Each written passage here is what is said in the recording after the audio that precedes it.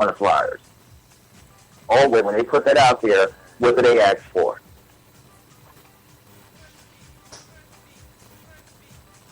Adidas, a tracksuit, or some type of 80s, or some type of 80s look.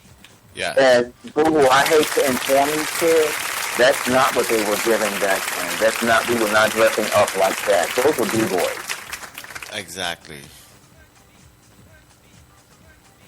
Not only did New Way do the cat suit, but so did Old Way. They did similar types of garb. I mean, you know, let's face it, most of the Vulgars were flamboyant, or they were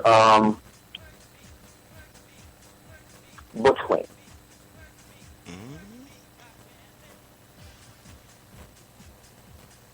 They weren't really bangy boys that were voguing. They were bottoms. Let's keep it cute. Let's keep it cute. You know, back then it was the tighter the better for like your shirts and stuff like that. I mean, we were basically almost ready for spandex. They only wore empty hammer pants and stuff like that. But I mean, come on, there was like B-boys and stuff like that. It was we really weren't doing that. We were dressing. We were fashion forward. Okay. So people get it together, rewind your tapes and look at it the way it was supposed to be and realize that that's how people were dressing. Yeah, I mean, there's a disconnect about what was being worn and how they were competing and stuff like that. But really? Come on. And please play something else besides Love Is a Fucking Message. Wow. You don't want to know what I feel about the Haas. That's all I'm going to tell you.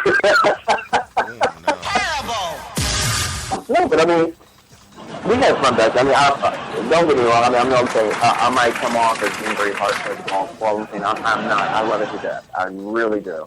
I will probably vogue until I can't move anymore. That's why I'm still teaching. Everyone says that about the Ha. I mean, come on. I mean, I know, that's right. It's been on forever. It's like the only beat. It's like you hear some great music, you go, you know, some great times and stuff, and then when the ball starts, you know what I mean? And it's like, you know, and it's a lot. What happened to Steven Moody? We used to go off on that. Is it all over my face? Where is that one at? I'm BallsingRadio.com. No tea, no shade. Because you ain't going to find it on the other shows.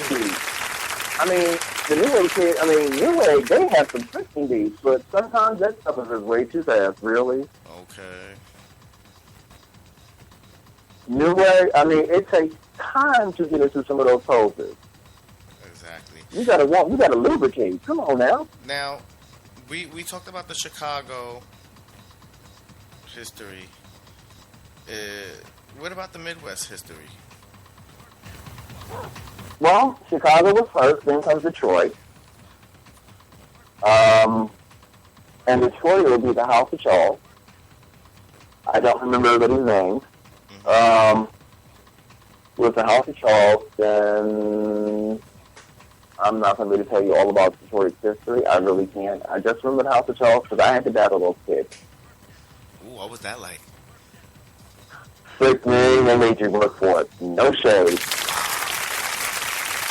But when I tell you, their voguing wasn't really that great. They got really good. They did get good. But their flexibility, because back then, when voguing was really getting the voguing thing going, we jizzed. Jizz is, how can I explain this? Jizzing is literally getting your life and you just like getting lost. It's like going to church in the club. But there's a lot of flexibility going on with your legs, and mostly that's where their flexibility was at, was the legs. They do a lot of kicks, splits, walking in splits. I mean, some of the way they walked in these splits and these same rolls and some of the stuff that they were doing, sickening. They had leg stretches where there's one we call the hatchet, where it's like you do a 6 o'clock and it stays there by itself, and then you take that leg and you bring it over your shoulder, and then you lean forward with it, and you're still standing on one leg, and let the leg go by itself, and you come back up. Sickening. These kids carried for stretch. And because there were a lot of dancers in avant-garde, and people who had stretch. Like there's Tracy, who was the first person to click consistently and cleanly. And clicking is just bringing your arms behind your back and bringing them back over your head, and doing different things behind you and just wrapping it back around. Tracy was the first one to get that.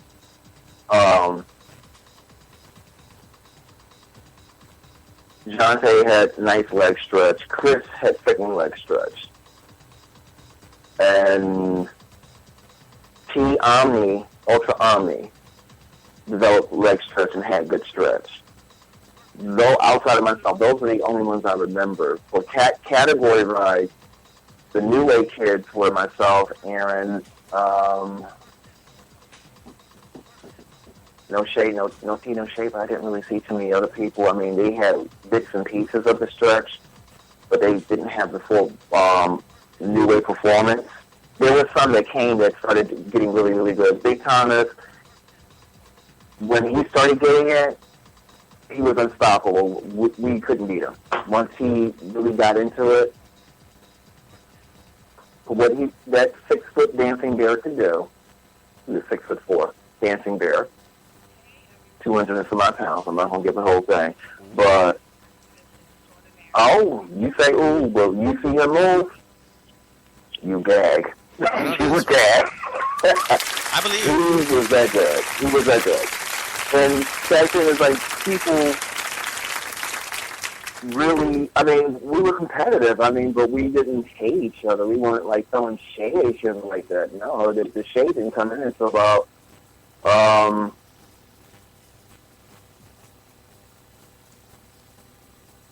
89, 90.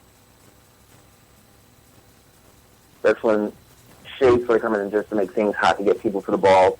And I think that people who are not a part of that clique, or not a part of that circuit, so to speak, they didn't understand that it was just sensationalism. We were having fun, picking fun with each other, because we knew each other. We socialized with each other. We hung out with each other. So when we like, we're laughing about it amongst ourselves. Now, if you overheard our conversations, or overheard or read something that we had wrote down, and we sit there laughing over cocktail writing, and you take it as something gospel, then that's on you. That's not what it was about for us. Wow. Totally different from the East Coast ballroom. So there was ballrooms.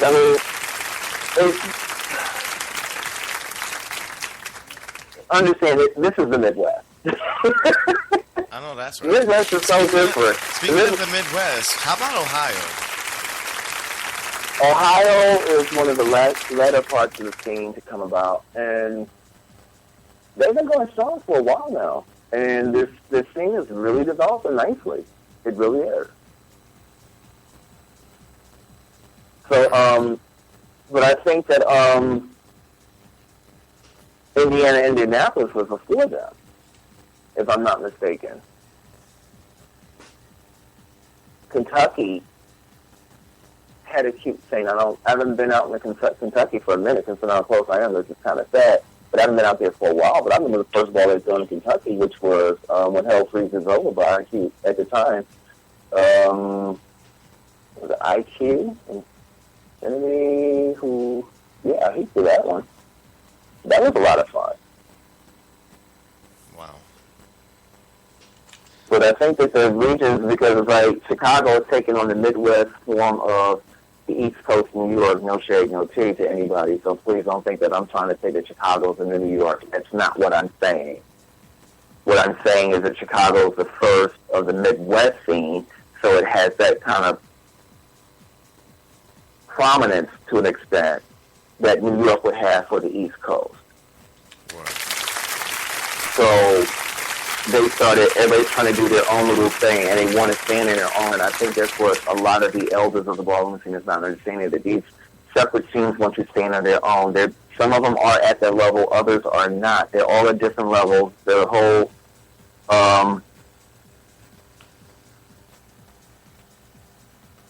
being is totally different from the East Coast. The East Coast is on a totally different level. Not to say it's on a higher or lower or better level. It's just a different level. Their way of living is totally different from the way of living in the Midwest. We're more suburban. has its own thing, and it has its own vibe, its own feel. It's a little bit more laid back than it is in the East Coast. California, same thing there. And if we're not all going to travel like that, and I don't see how it's feasible for majority of the ballroom scene patrons to be able to travel like that. It's financially impossible. Especially when you look at the demographic. 16 to 25. Although we got some dinosaurs such as myself who are still around and still go. Financially impossible to make it to all these balls or to a majority of these balls legally. I'm going to put it out there like that. So let's not go and say, well, I make six figures, blah, blah, blah. What's your cost of living? So let's keep it cute, and I make six figures too. So what? Okay. Damn. Doesn't mean anything. No, it doesn't. I mean, but once you get to a certain age and a certain station in your life, you have different responsibilities. You have to place importance on those things that matter the most. Not that ballroom scene doesn't matter. I think for me, what matters is having a roof over my head, paying all my bills, finishing school, doing this and doing that, and taking ballroom scene for what it is, an extracurricular activity. Word. So no, I cannot afford to go to every single state 6-7 times a year to all these events. It costs money. I'm just keeping it real. Well, now, since we were talking about responsibilities, let's get into the history of the House of Avant-Garde. What history? We're not ours. No, I'm just kidding. What more could you need to know, honey? No. The house was started by Wardell, Tracy, and Tommy. Tommy came up with the name of Avant-Garde. Once they got the name, Jonte Tirani, Tommy, Tracy, Wardell, Chris.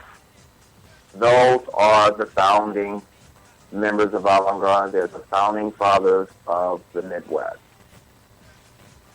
Word. After that, and that happened in the summer, I think it was I want to say June of 86, 87. And shortly thereafter, then we got our house mother, who was Chanel. A lot of people don't know who she is or that we even had a house mother besides Tracy, but it was Chanel. And Chanel was very androgynous. And as an androgynous man, he was like, I give him credit. She was the mother. And then came Michael, Aaron,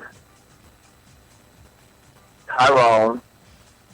I'm trying to get it in order. I'm probably got a couple people out of order. Aaron,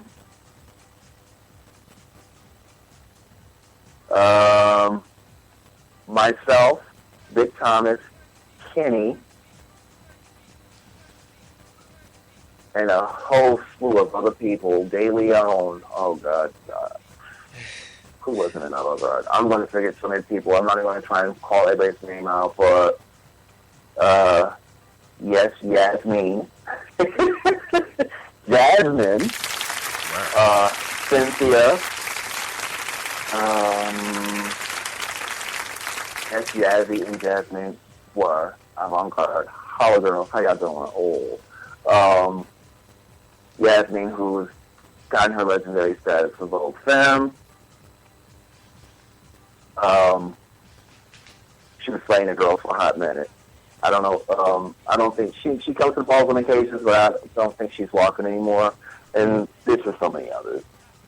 So many others that have come through Avant-Garde. So from that tree, all the other houses come through. At one point or another, any house in the Midwest has a leaf from Avant-Garde. No shade, they all do. With the possible exception of Detroit. Because Detroit started with the House of Charles. Anything coming from the Detroit lineage is going to be coming from